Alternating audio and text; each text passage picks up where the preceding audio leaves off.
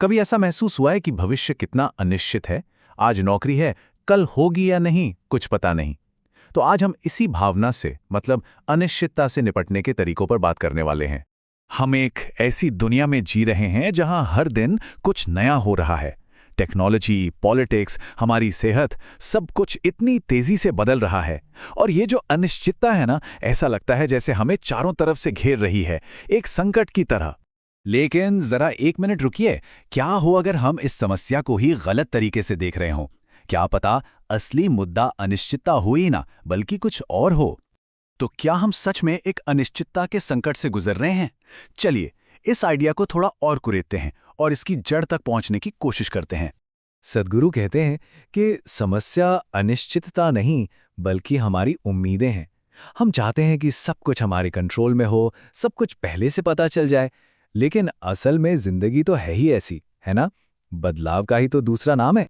और जानते हैं, ये कोई नई बात नहीं है। महाभारत की ये प्राचीन कहानी हमें हमारी एक अजीब आदत की याद दिलाती है।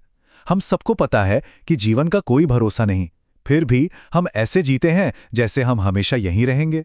हम इस सच्चाई को, इस अनिश्चितता को भूलने की कोशिश करते रहते हैं। और इसी अनिश्चितता से, इसी अनदेखे कल से पैदा होता है डर।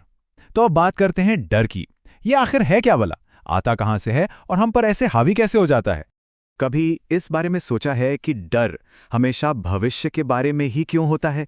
हम उन चीजों से परेशान होते हैं, उन चीजों की चिंता करते हैं जो अभी तक हुई भी नहीं है, जो अभी है ही नहीं। देखिए, इसके पीछे ना एक पूरा साइंस है। हमारा जो दिमाग है वो हमें बचाने के लिए प्रोग्राम किया गया है।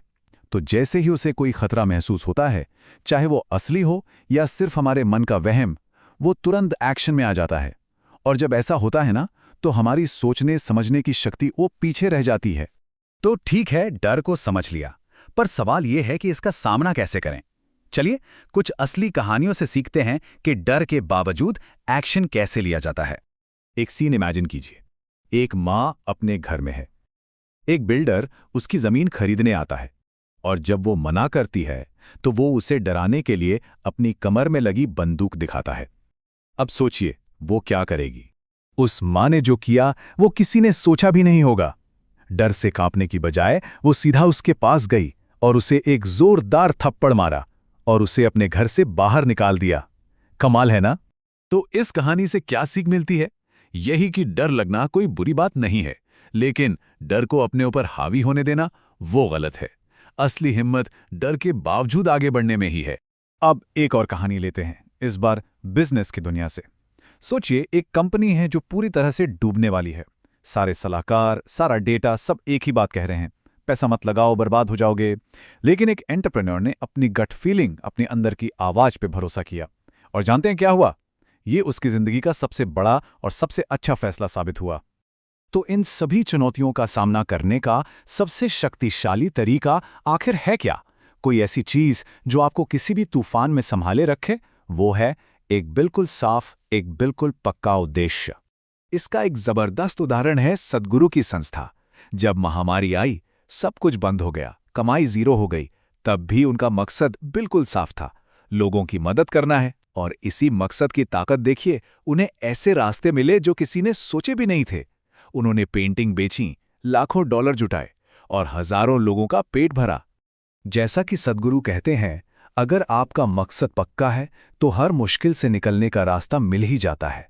परिस्थितियां बदल सकती हैं, लेकिन आपका मकसद आपको हमेशा रास्ता दिखाता रहेगा।